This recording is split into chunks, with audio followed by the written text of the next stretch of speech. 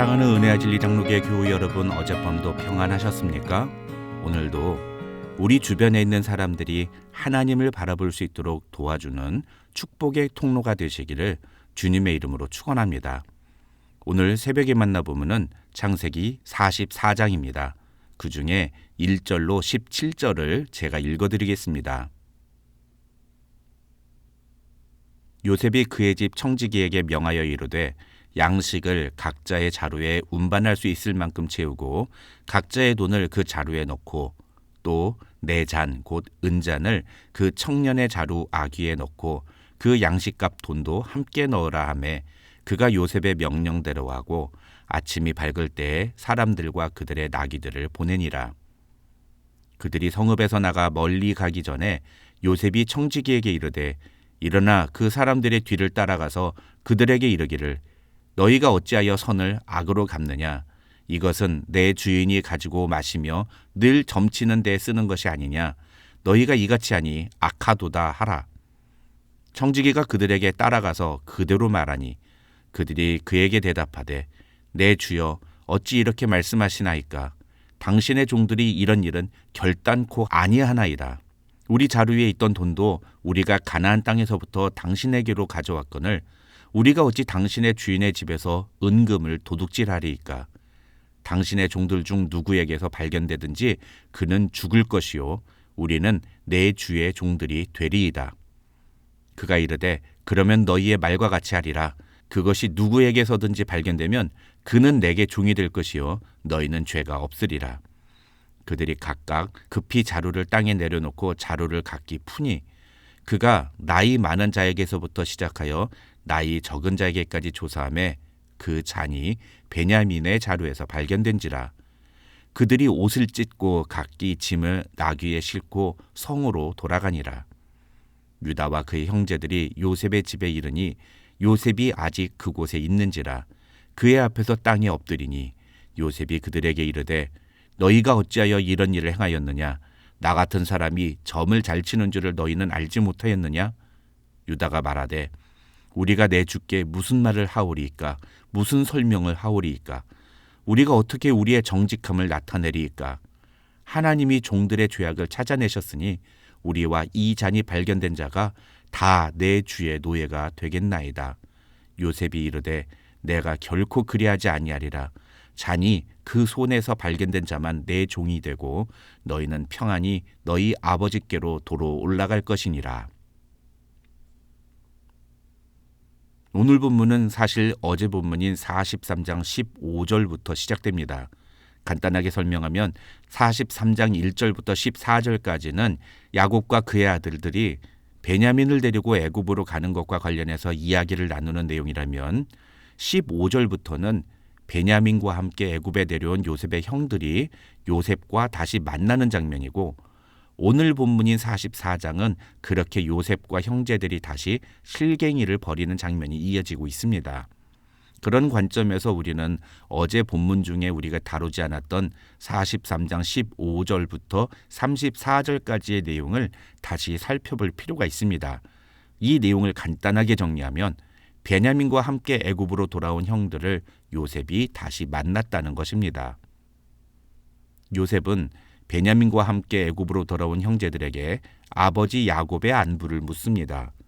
그리고 곧이어 약 20여 년 전에 갑작스럽게 헤어졌던 자신의 친동생 베냐민을 만나게 됩니다. 학자들의 설명에 의하면 요셉이 애굽에 팔려갈 때 베냐민은 불과 한두 살 아니면 적어도 5살 미만의 어린아이였다고 합니다. 그런 동생이 이제 20살 가까운 나이에 청년으로 성장한 모습을 보았으니 요셉의 감회가 어땠을지는 충분히 짐작이 가고도 남습니다. 30절을 보면 그렇게 동생 베냐민을 본 요셉은 그 마음이 복받쳐 급히 울 곳을 찾아 안방으로 들어가서 울고 얼굴을 씻고 나왔다고 성경은 기록하고 있습니다. 그런 다음에 31절로 34절을 보면 요셉은 형들을 위하여 잔치를 베풀라고 명을 내립니다. 그런데 33절을 보면 요셉이 그 형제들의 좌석을 나이 순서대로 배정했고 그것을 보고 그 형제들이 서로 이상히 여겼다는 표현이 나옵니다. 이 표현은 히브리어 성경에 적힌 단어 그대로 번역하면 이 좌석 순서를 보고 그 형제들이 서로 소스라치게 놀랐다고 번역해야 더 정확한 번역입니다. 이상한 일은 또 있습니다. 34절을 보면 음식이 나오는데 이상하게 베냐민에게만 음식이 5배나 더 많았다는 겁니다. 어떤 학자는 요셉이 이것을 통해서 형들이 자기에게 그랬던 것처럼 베냐민에게도 질투하고 시기를 하는지를 알아보려고 그랬다고 해석합니다. 그러나 요셉의 의문은 금세 풀렸습니다. 형들은 그렇게 베냐민의 식탁에만 더 많은 음식이 나오는 것을 전혀 질투하지 않고 오히려 그것을 좋게 여기고 함께 기뻐했기 때문입니다. 하지만 요셉은 형들에 대한 경계를 풀지 않습니다. 어쩌면 그만큼 요셉도 형들에게 받은 상처가 컸다고 볼 수 있습니다.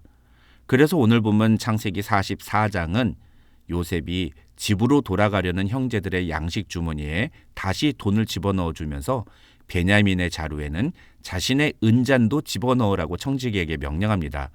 그리고는 집으로 돌아가는 형들을 청지기로 하여금 뒤쫓아가서 다시 붙잡으라고 명령합니다. 그렇게 다시 청지기에게 붙잡힌 형제들은 자신들의 억울함을 호소하면서 총리의 은잔이 우리 중에 누구에게든 나온다면 그 사람은 죽고 우리 모두가 다 총리의 종이 되겠다고 말합니다. 하지만 요셉의 청지기는 은잔이 나온 사람만 데려가고 나머지는 돌려보낼 것이라고 말합니다. 상식적으로 요셉의 말은 이해가 되지 않는 제안입니다. 오히려 우리 중에 누구든지 은잔이 발견되면 그 사람은 죽이고 우리가 모두 다 당신의 노예가 되겠다고 하는 형제들의 말이 더 상식에 가깝습니다. 심지어 16절부터 보시면 유다는 요셉에게 자신들은 정말 억울하지만 하나님이 자신들의 죄를 드러내셨으니 자신들 모두가 다 요셉의 종이 되겠다고 이야기합니다. 여기서 유다가 하나님이 자신들의 죄를 드러내셨다고 말하는 것은 이런 억울한 상황조차도 하나님이 하신 일이라고 말하고 있는 뜻이라고 학자들은 설명합니다. 그런데도 요셉은 오직 베냐민만을 노예로 삼고 나머지는 집으로 돌아가게 하겠다고 말합니다. 왜냐하면 요셉이 이런 일을 꾸민 것은 애초부터 형들로부터 베냐민을 떼어내는 것이 목적이었기 때문입니다. 그러자 18절부터 34절에 이르는 이 긴 구절에서 유다는 요셉에게 자신들의 처지를 정직하게 이야기하면서 요셉의 선처를 구합니다. 특히 30절과 31절을 보면 유다는 아버지의 생명과 베냐민의 생명이 서로 하나로 묶여 있다고 표현하면서 이 아이가 우리와 함께 가지 아니하면 아버지는 이 아이 때문에 낙심하여 곧 돌아가실 것이라고 말하면서 요셉을 설득합니다. 그러면서 32절로 33절에서 유다는 이 아이를 애굽으로 데려올 수 있었던 것은 자신이 아버지에게 이 아이를 꼭 데려오겠다고 약속했기 때문이라면서 그러니 베냐민은 다른 형제들과 함께 집으로 가게 하고 그 대신에 자신을 노예로 삼으라고 요셉에게 말합니다. 심지어 34절에서 유다는 이 아이를 데려가지 않으면 자기는 아버지에게 돌아갈 수 없다고 말하면서 아버지에 대한 자신의 안타까운 마음을 요셉에게 그대로 표현합니다. 결론적으로 요셉은 유다의 이 말을 듣고 더 이상 자신이 형들을 속일 이유가 없다는 생각을 갖게 됩니다.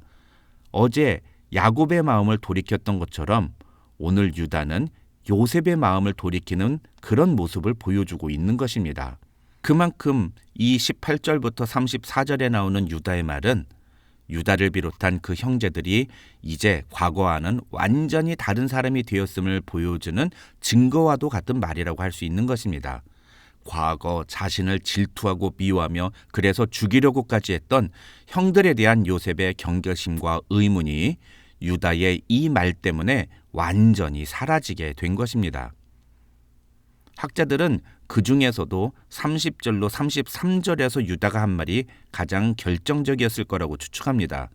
다시 말해서 자신의 신변보다도 아버지와 베냐민을 먼저 걱정하는 유다의 태도와 그래서 아버지와 베냐민을 위해 자신이 대신 노예가 되겠다고까지 하는 유다의 모습을 보면서 요셉은 유다를 비롯한 다른 형제들이 확실히 과거와 달라졌다는 사실을 알게 됐다고 설명합니다.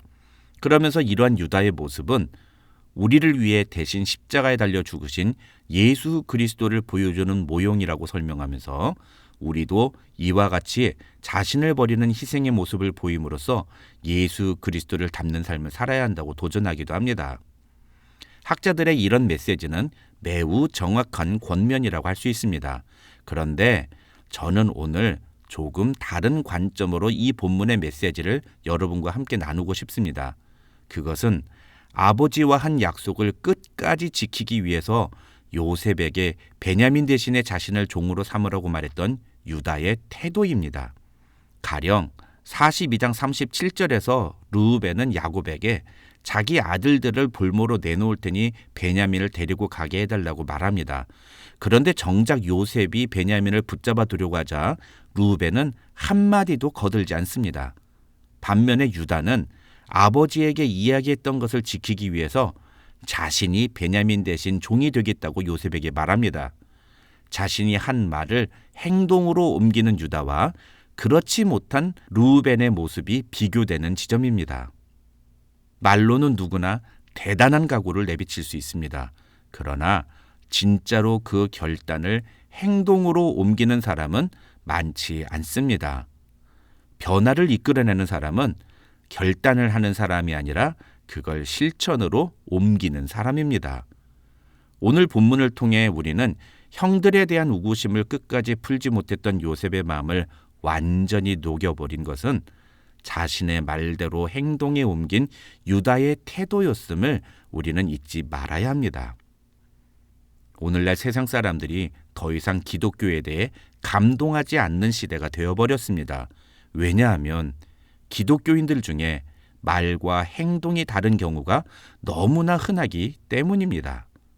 사랑하는 은혜와 진리 장로교회 교우 여러분, 우리는 과연 언행에 일치한 모습을 보여주고 있습니까? 오늘 하루 아무리 내게 불리한 상황이라 할지라도 우리의 말과 행동이 일치하며 무엇보다도 우리의 신앙과 우리의 삶의 모습이 일치된 모습을 보여줌으로써 세상 사람들에게 감동을 주고 그들의 마음을 활짝 열게 하는, 그래서 그들의 삶에 놀라운 변화가 시작되게 하는 저와 여러분이 되시기를 주님의 이름으로 축원합니다.